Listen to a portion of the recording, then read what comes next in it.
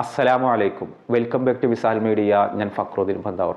വളരെ ഞെട്ടിക്കുന്നൊരു വാർത്ത പാലക്കാട് ജില്ലയിലെ പട്ടാമ്പിയിൽ നിന്ന് 15 വയസ്സുള്ള ജാസിം റിയാസ് എന്ന പേരുള്ള ഒരു കുട്ടി നോമ്പെടുത്തിട്ട് നമസ്കരിക്കുന്നതിന് ഭാഗമായിട്ട് കുളിക്കാൻ പോയതാണ്.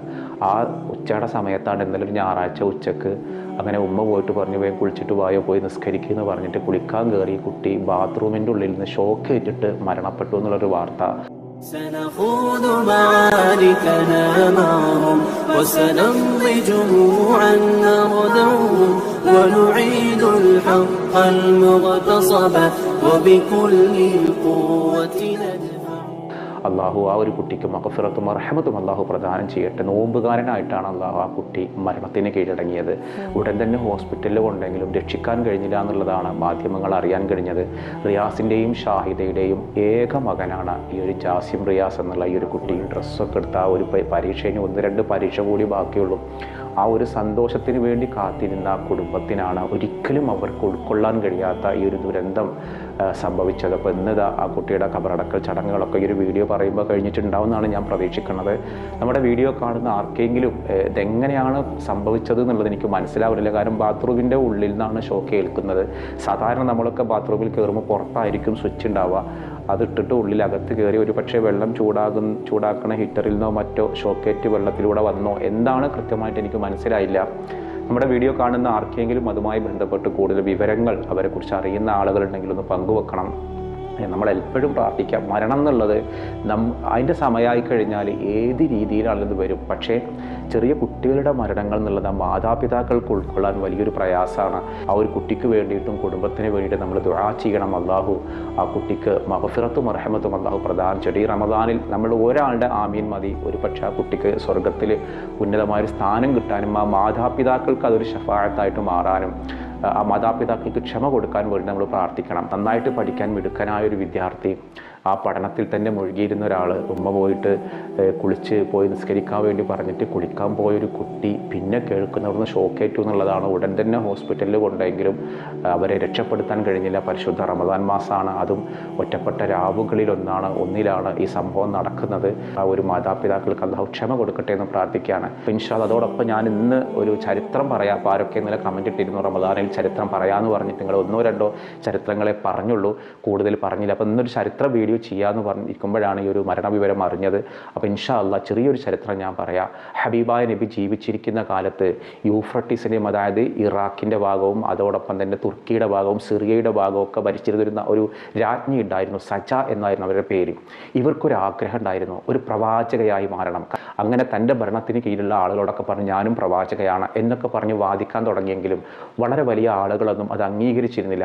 ആ സമയത്താണ് ഈ ഇന്നത്തെ റിയാദിനടുത്ത് ഒരു 50 കിലോമീറ്റർ അകലെയുള്ള ഒരു സ്ഥലത്ത് ഒരു ഗോത്രം താമസിക്കുന്നുണ്ട്. അനു ഹനീഫ എന്ന പേരുള്ളൊരു ഗോത്രം താമസിക്കുന്നുണ്ട്. ആ ഗോത്രത്തിൻ്റെ ഉള്ളിലുള്ള ഒരു നേതാവ് മുസൈലിമ എന്ന പേരുള്ള ഒരാളും പ്രവാചകനാണെന്ന് വാദിക്കുന്നുണ്ട് എന്നുള്ളത് ആരറിഞ്ഞത്? സജ അറിഞ്ഞത്.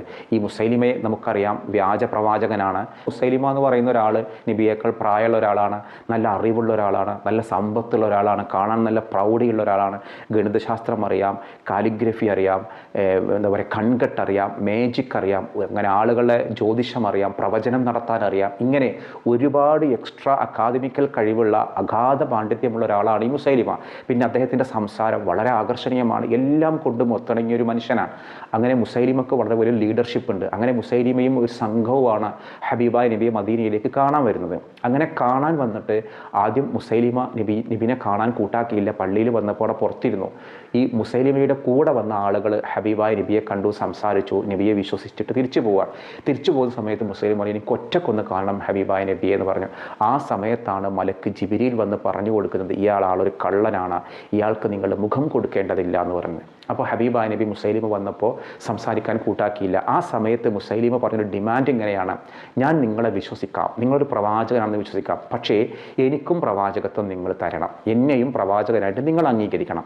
അതിന് നിങ്ങൾക്ക് ബുദ്ധിമുട്ടാണെങ്കിൽ നിങ്ങളുടെ സ്വത്തിൻ്റെ അതായത് നിങ്ങളുടെ രാജ്യത്തിൻ്റെ സ്വത്തിൻ്റെ പകുതി എനിക്ക് നൽകണം, എന്നെ എൻ്റെ നാട്ടിലെ ഭരണാധികാരിയായിട്ട് അംഗീകരിക്കണം. ഇതായിരുന്നു മുസൈലിമയുടെ ഡിമാൻഡ്.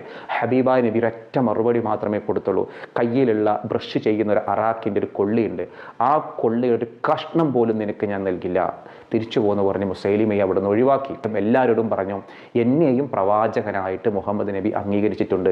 മൂസാ നബി അലൈഹി സ്വലാമിന് സ്വന്തം സഹോദരൻ ഹാറൂൻ ഒരു നബിയായിരുന്നല്ലോ, ഇതുപോലെയാണ് ഞാനും മുഹമ്മദ് എന്ന് പറഞ്ഞു. അപ്പോൾ ഈ ബനു ഹനീഫ ഗോത്രക്കാർക്ക് വേറെ ഇസ്ലാമിക ബാലപാഠങ്ങളൊന്നും വലിയ ലഭിച്ചിട്ടില്ല. അവർ കരുതി ഇത് ശരിയായിരിക്കുമെന്ന് കരുതി എല്ലാവരും ഈ ഒരു മുസൈലിമയെ പ്രവാചകനാണെന്ന് അംഗീകരിച്ച് വിശ്വസിക്കാൻ തുടങ്ങി. ഈ മുസൈലിമയെ മറ്റൊരു പ്രവാചകനാക്കി അംഗീകരിക്കുകയാണ്, മറ്റൊരു പ്രവാചകനാക്കി നടക്കുകയാണ് എന്ന് ഹബീബായ നബി അറിഞ്ഞപ്പോൾ അവിടേക്കൊരു സന്ദേശവാഹകൻ അയച്ചു. 18 വയസ്സ് മാത്രമുള്ള ഹബീബ് എന്ന് പേരുള്ള, നുസൈബ എന്ന് പേരുള്ള ധീര വനിതയുടെ മകനാണ് ഈ ഒരു ഹബീബ്. ഹബീബ് എന്നൊരു 18കാരനാണ് ദൂതനായിട്ട് അയച്ചത്. ആ കത്തിലുള്ള വിവരങ്ങൾ ഇങ്ങനെയായിരുന്നു: ഇൻ റസൂലില്ലാഹി ഇലാ മുസൈലിമത്തിൽ ഖദ്ദാബ്. ഹബീബായ നബി എഴുതിയ ഒരു കത്താണ്, അതായത് അള്ളാഹുവിൻ്റെ ദൂതൻ വ്യാജ പ്രവാചകനായ മുസൈലിമക്ക് എഴുതുന്ന ഒരു കത്ത്. ഇങ്ങനെ കത്തെഴുതാനൊരു കാരണമുണ്ട്. ഇതിനു മുൻപ് മുസൈലിമ ഒരു കത്ത് ഹബീബായ നബിക്ക് എഴുതിയിരുന്നു. ആ കത്തിൻ്റെ തുടക്കം ഇങ്ങനെയാണ്: മിൻ റസൂലില്ലാഹി ഇലാ റസൂലില്ലാഹി സ്വല്ലല്ലാഹു അലൈഹി വസല്ലം. അതായത് ദൈവദൂതൻ മറ്റൊരു ദൈവദൂതൻ അയക്കുന്ന ഒരു കത്ത് എന്നാണ് അയാൾ സ്വയം അവകാശപ്പെട്ടത്. അപ്പോൾ നബി കൊടുത്ത മറുപടിയാണ് മിൻ റസൂലില്ലാഹി ഇലാ മുസൈലിമത്തി അൽ ഖദ്ദാബ്, വ്യാജനായ മുസൈലിമക്ക് എഴുതുന്ന കത്ത്. അവിടുന്ന് മുതലാണ് മുസൈലിമയെ വ്യാജ പ്രവാചകൻ എന്നൊരു പേര് തന്നെ വീണത്. ഏതായാലും ആ കത്ത് വായിച്ചിട്ട് മുസൈലിമ വളരെ രോഷാകുലനായി ഹബീബ് എന്ന് പേരുള്ള ആ ദൂതനെ പിടികൂടി പൊതുജനമധ്യത്തിൽ കൊണ്ടുവന്നു. പിറ്റേ ദിവസം ഓരോ ശരീരത്തിൻ്റെ ഭാഗങ്ങളും കഷ്ണങ്ങളാക്കി വെട്ടി നുറുക്കി ക്രൂരമായി പീഡിപ്പിച്ചു കൊന്നുകളഞ്ഞു. ഇതിനൊരു മറുപടി, ഇതിനൊരു സൈനിക മുന്നേറ്റം നടത്തണമെന്നൊരു ആഗ്രഹം വെക്കുന്ന സമയത്താണ് ഹബീബായ നബിയുടെ വഫാത്ത് ഉണ്ടാകുന്നത്. അതുകൊണ്ട് പിന്നീട് ഒരു സൈനിക മുന്നേറ്റം ഉണ്ടായില്ല. പിന്നീട് വന്ന ഭരണാധികാരി അബൂബക്കർ സിദ്ദീഖ് റളിയല്ലാഹു അൻഹു ആണ്. അതൊക്കെ നമുക്കറിയാം. ഈ സമയത്ത് ഹബീബായ നബി മരണപ്പെട്ട ആ ഗ്യാപ്പ് നോക്കിയിട്ട് മുസൈലിമ പറഞ്ഞു, ആ പ്രദേശം അടങ്ങുന്നതിൻ്റെ ഒക്കെ ഭരണാധികാരി ഞാനാണ്. ഇനി നമ്മൾ ഒരിക്കലും മദീനയിലുള്ള മുഹമ്മദ് നബിയുടെ ഭരണാധികാരം നമ്മളിനി സ്വീകരിക്കേണ്ടതില്ല. അങ്ങനെ ഒരു റിബൽ ഭരണാധികാരിയായിട്ട് മാറി. അപ്പോഴാണ് അവർക്കെതിരെ സൈനിക നീക്കം നടത്താൻ വേണ്ടി അബൂബക്കർ സിദ്ദീഖ് റളിയല്ലാഹു അൻഹു ഒരു സൈന്യത്തെ അയച്ചു. 2 സൈന്യങ്ങൾ അയച്ചു. ഒന്ന് അബൂജഹലിൻ്റെ മകൻ ഇക്രിമ റളിയല്ലാഹു അൻഹു നേതൃത്വം കൊടുക്കുന്ന സൈന്യം. ഈ സൈന്യങ്ങളെയൊക്കെ ഈ മുസൈലിമ പരാജയപ്പെടുത്തി. അങ്ങനെയാണ് മുസൈലിമ ആരെ വീണ്ടും പരിചയപ്പെടുന്നത്? ഞാൻ നേരത്തെ പറഞ്ഞില്ലേ, സജ എന്നു പേരുള്ള പ്രവാചകയാവാൻ കൊതിച്ച യൂഫ്രട്ടീസിൻ്റെ തീരത്ത് ഭരണം നടത്തുന്ന ഒരു രാജ്ഞിയാണ് സജ.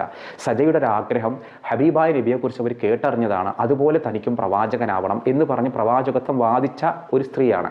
പക്ഷേ അവർ പിന്നെ അറിഞ്ഞത് മുസൈലിമ എന്ന് പേരുള്ള ഒരാളും പ്രവാചകനായിട്ട് നടക്കുന്നുണ്ട്, എങ്കിൽ അയാളെ നേരിടാമെന്ന് കരുതി. കാരണം അയാൾ തനിക്കൊരു ഭീഷണിയാകുമെന്ന് കരുതി. കാരണം ഹബീബായ നബി മരണപ്പെട്ടു, ഇനിയുള്ളത് മുസൈലിമയാണ്. മുസൈലിമയെ അങ്ങോട്ട് തീർത്ത് കളഞ്ഞാൽ താൻ മാത്രമേ പ്രവാചകനാവൂ എന്ന് ആര് കരുതി? ഈ സജ കരുതി. അങ്ങനെ ഇതറിഞ്ഞ മുസൈലിമ ഒരു വളരെ വലിയൊരു സൈന്യവുമായിട്ട് സജയെ പോയി കണ്ട് കീഴടങ്ങുന്ന രീതിയിൽ സംസാരിച്ചിട്ട് പറഞ്ഞു, ഞാനൊരു പ്രവാചകനാണ്, ഞാൻ നിങ്ങളെ വിവാഹം കഴിക്കാം, അതോടുകൂടി നിങ്ങൾക്കും പ്രവാചകയാവാം എന്നൊരു ഡിമാൻഡ് വെച്ചു. സജയ്ക്ക് എന്തായാലും പ്രവാചകനാവുകയോ അല്ലെങ്കിൽ പ്രവാചകൻ്റെ ഭാര്യയാവുകയോ ചെയ്താൽ മതിയായിരുന്നു. സജ ആൾ സുന്ദരിയാണ്, മിടുക്കിയാണ്. അങ്ങനെ ആ രാജ്ഞിയും ഈ ഒരു മുസൈലിമയും കൂടി ചേർന്ന് വളരെ വലിയൊരു സൈനികമുണ്ടാക്കി, ഒരു മുന്നേറ്റമുണ്ടാക്കി മാറ്റി. ആ സമയത്താണ് സത്യത്തിൽ അബൂബക്കർ സിദ്ദീഖ് റളിയല്ലാഹു അൻഹു ഇവരെ മുസൈലിമയെ നേരിടാൻ ഒരു സൈന്യത്തെ അയക്കുന്നത്. ആ സൈന്യത്തിൻ്റെ എണ്ണം ആകെ 12,000 പേര് മാത്രമേ ഉള്ളൂ. ഖാലിദ് റളിയല്ലാഹു അൻഹു ആണ് ആ സൈന്യത്തിൻ്റെ നേതാവായിട്ടുണ്ടായിരുന്നത്. ഈ സജൈവ് അടങ്ങുന്ന യൂഫ്രട്ടീസിൻ്റെ രാജ്ഞി അടങ്ങുന്ന ഒരു 1,00,000-ലധികം വരുന്ന വളരെ വലിയ സൈന്യം അവർക്കുണ്ട്. അങ്ങനെ ഇന്നത്തെ റിയാദിൽ നിന്നൊരു 50 കിലോമീറ്റർ അകലെയുള്ളൊരു പ്രദേശത്താണ് ഈ ഒരു ഏറ്റുമുട്ടൽ നടക്കുന്നത്. ഈ ഏറ്റുമുട്ടൽ നടക്കുന്ന ഒരു സമയത്ത് ഇതൊരു ഭയങ്കരമായുള്ള യുദ്ധമായിട്ട് മാറി. ഫസ്റ്റ് ദിവസം തന്നെ 500ഓളം മുസ്ലിം പക്ഷക്കാരാണ് രക്തസാക്ഷികളായത്. മറുഭാഗത്ത് ആയിരക്കണക്കിന് ആളുകൾ കൊല്ലപ്പെടുകയും ചെയ്തു. യുദ്ധമാകെ മാറി. 2ാം ദിവസം 700-ലധികം ആളുകൾ മുസ്ലിം പക്ഷത്തിൽ നിന്ന് ഷഹീദായി. ശത്രുപക്ഷത്ത് 22,000-ഓളം ആളുകൾ കൊല്ലപ്പെടുകയും മുസ്ലിം പക്ഷത്ത് 1,200-ഓളം ആളുകൾ രക്തസാക്ഷികളാവുകയും ചെയ്തു. ഈ യുദ്ധത്തിലാണ് 58 ബദരീങ്ങളായ ആളുകൾ പങ്കെടുത്തിരുന്നു. അവരും കൊല്ലപ്പെട്ടു, രക്തസാക്ഷികളായി. പ്രമുഖ ഒരുപാട് സ്വഹാബികൾ രക്തസാക്ഷികളായി. വിശുദ്ധ ഖുർആൻ കാണാതെ മുഴുവൻ മനഃപ്പാഠമാക്കുകയും എഴുതി സൂക്ഷിക്കുകയും ചെയ്തിരുന്ന 70ഓളം ആളുകൾ കൊല്ലപ്പെട്ടു. ഈ ഒരു മുസൈലിമയെ തോൽപ്പിക്കാൻ ആർക്ക് കഴിഞ്ഞു? ഖാലിദ് റളിയല്ലാഹു അൻഹു സൈന്യത്തിന് കഴിഞ്ഞു. ആ സമയത്ത് നേരത്തെ വഹ്ഷി എന്നു പേരുള്ള മുസ്ലിം പക്ഷത്തുണ്ടായിരുന്ന, പിന്നീട് മുസ്ലിം പക്ഷത്തേക്ക് മാറിയ ഒരാളാണ് ഈ മുസൈലിമ എന്ന വ്യാജനെ കൊന്നുകളഞ്ഞിട്ട് എന്താ പറയുക ഒരു വിജയമുണ്ടാക്കിയത്. ഈ സമയത്ത് സജ കീഴടങ്ങി. സജ എന്ത് പറഞ്ഞു? എന്നെ ഒന്നും ചെയ്യരുത് എന്ന് പറഞ്ഞ് കീഴടങ്ങുകയും സജ പിന്നീട് ഇസ്ലാമിലേക്ക് വരികയും ചെയ്തു. ഈ രാജ്ഞി പിന്നീട് ഇസ്ലാമിലേക്ക് വന്നു. പിന്നീട് ഈ രാജ്ഞി എന്ത് ചെയ്തു? ഒരു മുസ്ലിമിനെ വിവാഹം കഴിക്കുകയും തമീം ഗോത്രക്കാരനെ വിവാഹം കഴിക്കുകയും പിന്നീട് മുആവിയ റളിയല്ലാഹു അൻഹുവിൻ്റെ ഖിലാഫത്ത് ഭരണാധികാരമുള്ള സമയത്ത് അവർ ബസ്രയിൽ ചെല്ലുകയും ബസ്രയിൽ വെച്ചിട്ടാണ് അവർ മരണപ്പെട്ടത്. അതായത് പ്രവാചകയാവാൻ കൊതിച്ചു, ഒരു വ്യാജ പ്രവാചകൻ്റെ ഭാര്യയായി, എന്നിട്ട് ഇസ്ലാമിലേക്ക് കടന്നു വന്നു, ഒരു സ്വഹാബിയെ തന്നെ കല്യാണം കഴിച്ചു, ഒരു നല്ലൊരു സ്ത്രീയായിട്ട് മാറിയിട്ട് അവർ വിശുദ്ധയായ സ്ത്രീയായിട്ട് പിന്നീട് ബസ്രയിൽ മരണപ്പെടുകയും ചെയ്തു. ഏതായാലും ഈ ഒരു യുദ്ധത്തിനെയാണ് യമാമ യുദ്ധം എന്ന് പിന്നീട് അറിയപ്പെട്ടത്. ഇതിന്നും റിയാദിലെ 50 കിലോമീറ്റർ അകലെയുള്ള പ്രദേശത്ത് ആ ഒരു ആളുകൾ കൊല്ലപ്പെട്ട ഭാഗങ്ങൾ, മീസാൻ കല്ലുകളും പ്രദേശങ്ങളൊക്കെ കാണാം. അപ്പം നമ്മുടെ വീഡിയോ കാണുന്ന ആരെങ്കിലും ഉംറക്കോ മറ്റൊക്കെ പോയിട്ട് ഈ ടൂറിസ്റ്റ് കേന്ദ്രങ്ങളൊക്കെ സന്ദർശിച്ച ആളുകളുണ്ടെങ്കിൽ ആ വിവരങ്ങളൊന്നും സന്തോഷത്തോടെ. ഇന്നലത്തെ ചോദ്യത്തിൻ്റെ ഉത്തരം ഒരു മുദ്ദ് എന്നുള്ളതാണ്. നമ്മൾ ഇന്ന് ചോദിക്കുന്നൊരു ചോദ്യം, ഈ ഒരു യമാമ യുദ്ധത്തിൽ ഈ വ്യാജ പ്രവാചകനായ മുസൈലിമയെ വധിച്ചത് വഹ്ഷിയാണ്. വഹ്ഷി മുമ്പൊരു യുദ്ധത്തിൽ ഹംസ റളിയല്ലാഹു അൻഹുവിനെ അതിക്രൂരമായിട്ട് കൊലപ്പെടുത്തിയിരുന്നു. അത് ഏത് യുദ്ധത്തിലാണ് എന്നുള്ളതാണ് ചോദ്യം. ആ ഉത്തരവാണ് നിങ്ങൾ കമൻറ്റ് ചെയ്യേണ്ടത്. മറ്റൊരു ദിവസം മറ്റൊരു വീഡിയോയുമായി വീണ്ടും കാണാം. അസ്സലാമു അലൈക്കും.